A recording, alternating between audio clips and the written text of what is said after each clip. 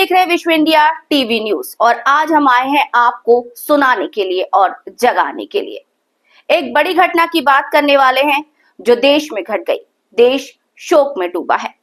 पहलगाम में हुआ आतंकवादी हमला, जहां उन मासूमों को मार दिया जो कश्मीर की वादियों में थोड़ा सा सुकून ढूंढने के लिए निकले थे, लेकिन सुकून के बदले मिली मौत, और मौत ऐसी कि जिसे पूरा हिंदुस्तान कभी नहीं भूल पाएगा। आज उन घरों में मातम पसरा है जिस घर के चिराग को बुझा दिया गया। इन आतंकवादियों ने मार डाला। आज शहीद हुए सभी लोगों का अंतिम संस्कार है और आंसू की धारा से पूरा हिंदुस्तान डूब गया है।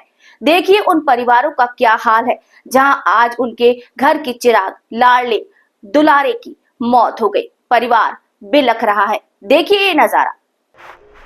पहलगाम में हुई आतंकी हमले के बाद आज घरों में मातम पसरा है। जिन लोगों के बेटे दुनिया से अलविदा कहकर चले गए, जिनका कोई कसूर नहीं था, लेकिन उन्हें गोली मार दी गई क्योंकि वो हिंदू थे, मुसलमान नहीं।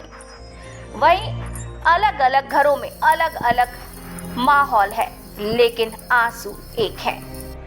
सूरत में बेटे, पुणे में बेटी ने पिता को मुखाग्नि दी। बेटा बोला मुसलमानों को छोड़ा, हिंदुओं को गोली मारी। गम का माहौल। जम्मू कश्मीर के पहलगाम में हुए आतंकी हमले में जान गंवाने वाले मृतकों की गुरुवार को आखिरी विदाई हुई। गुजरात के भावनगर में मृतक पिता यतीश भाई सुधीर भाई परमार और बेटे स्मित यतीश भाई परमार का अंतिम संस्कार किया गया। सूरत में मृतक शैलेश भाई कलथिया के बेटे ने मुखाग्नि दी। बेटे ने हमले वाले दिन के बारे में बताया कि हम घुड़सवारी कर रहे थे, तभी आतंकवादी आ गए। हिंदू और मुसलमानों को अलग अलग होने को कहा, फिर कलमा पढ़ने का बोलने लगे। इसके बाद मुसलमानों को छोड़ दिया और हिंदुओं को गोली मार दी। इधर पुणे में मृतक संतोष जगदाले का बेटा असावरी ने अंतिम संस्कार किया।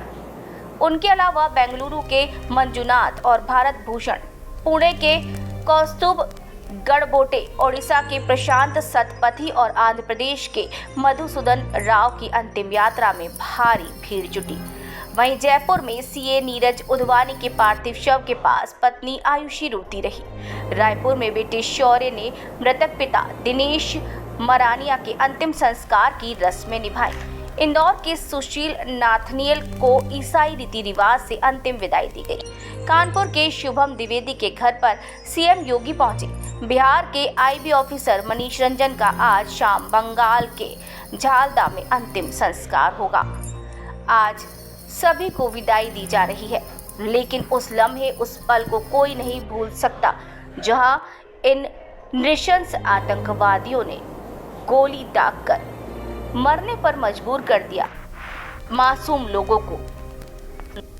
देश में पहलगाम में हुए हमले ने सभी को हिला दिया और एक साथ 27 लोगों को मार दिया। क्या आतंकवादियों ने धर्म पूछा और मार दी गोली?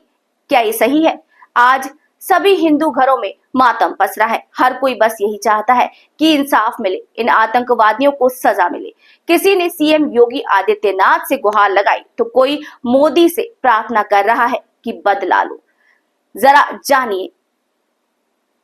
पहलगाम हमले के बाद हर किसी का रिएक्शन सामने आ रहा है। पूरा हिंदुस्तान दर्द में डूबा है।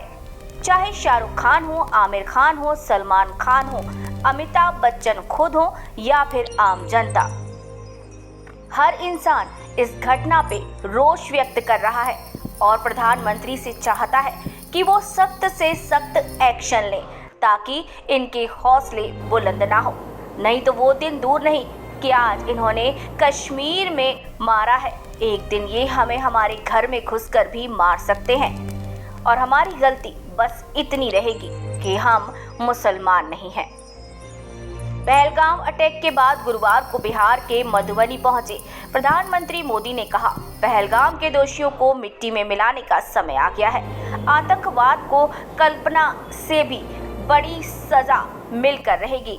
इन आतंकवादियों ने जो किया है उसकी सजा जरूर मिलेगी।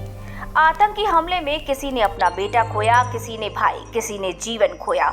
इनमें से कोई बंगला बोलता था, कोई कन्नड़, कोई गुजराती था, कोई बिहार का लाल था।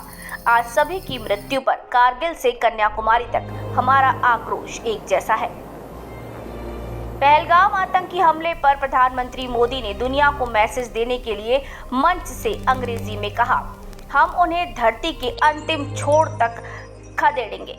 आतंकवाद से भारत की आत्मा कभी नहीं टूटेगी। आतंकवादी को सजा मिलेगी, आतंकवाद को सजा मिलेगी।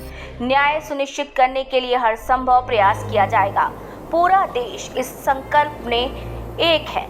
मानवता में विश्वास रखने वाला हर व्यक्ति हमारे साथ है। मैं विभिन्न देशों के लोगों और उनके नेताओं को धन्यवाद देता हूं जो हमारे साथ खड़े हैं।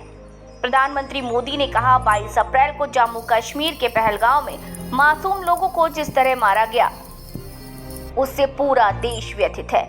उनके दुख में पूरा देश साथ खड़ा है। जिनका अभी इलाज चल रहा है वे जल्द स्वस्थ हों, इसके लिए सरकार प्रयास कर रही है। स्पष्ट कहना चाहता हूं, हमला करने वालों को, उनकी मदद करने वालों को कल्पना से भी बड़ी सजा मिलेगी। पंचायती राज कार्यक्रम में शामिल हुए प्रधानमंत्री ने मृतकों को मंच से श्रद्धांजलि दी। उन्होंने कहा कि अपनी बात शुरू करने से पहले मैं आप सबसे प्रार्थना करना चाहता हूं। आप जहां हैं वहीं से अपने स्थान पर बैठे रहकर 22 तारीख को जिन परिवारजनों को हमने खोया उनको श्रद्धांजलि देंगे।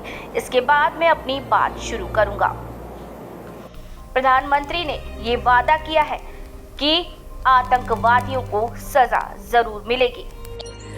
अब बात ये आती है कि क्या वाकई में इनको सजा मिलेगी? क्या जो प्रधानमंत्री कह रहे हैं वो सही साबित होगा? क्या हम सुरक्षित अपने घरों में रह सकेंगे? क्या कश्मीर हम कभी नहीं जा पाएंगे? क्योंकि इस दिल दहला देने वाली घटना से सभी रोष में हैं, सभी डरे हुए हैं। जैसा कि सलमान खान ने कहा, कश्मीर अब धरती का स्वर्ग नहीं, धरती का नर्क बन चुका है। क्या ये बात सही है? क्या सच में कश्मीर जैसी खूबसूरत जगह नर्क बन गई है? क्या वाकई में एक धरती के टुकड़े के लिए एक इंसान की जान ले ले और हिंदुस्तान चुप बैठ जाए? ये कहां तक सही है? आज पूरा देश इस सवाल का जवाब मांग रहा है, अपनी रक्षा के लिए और देश की रक्षा के लिए। पूरे देश की नजरें माननीय प्रधानमंत्री नरेंद्र मोदी के ऊपर टिकी हुई हैं। देश आज उनसे इंसाफ मांग रहा है। प्रधानमंत्री नरेंद्र मोदी ने भी अपने देश की जनता से वादा किया है कि हाँ, इस अनहोनी का, इस दुर्घटना का, इस हत्याकांड का बदला जरूर लेंगे और वो भी अपने अंदाज में। ये हमला सिर्फ निहत्थे पर्यटकों पर नहीं हुआ है। देश के दुश्मनों ने भारत की आत्मा पर हमला करने का दुस्साहस किया है। मैं बहुत स्पष्ट शब्दों में कहना चाहता हूं, जिन्होंने ये हमला किया है उन आतंकियों को और इस हमले की साजिश रचने वालों को उनकी कल्पना से भी बड़ी सजा मिलेगी। सजा मिलकर के रहेगी।